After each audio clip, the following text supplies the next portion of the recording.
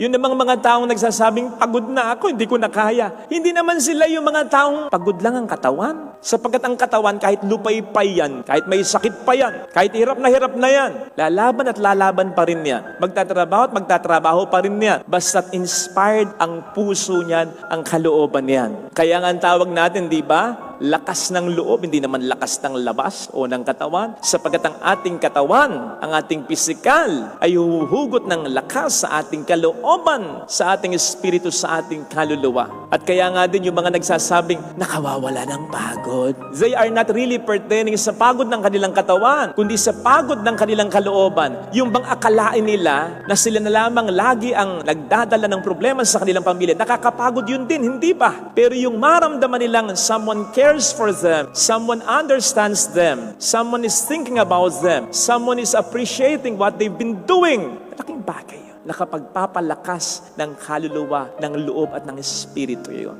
Kaya nga, yun ang alok na kapahingahan ng ating Panginoon eh.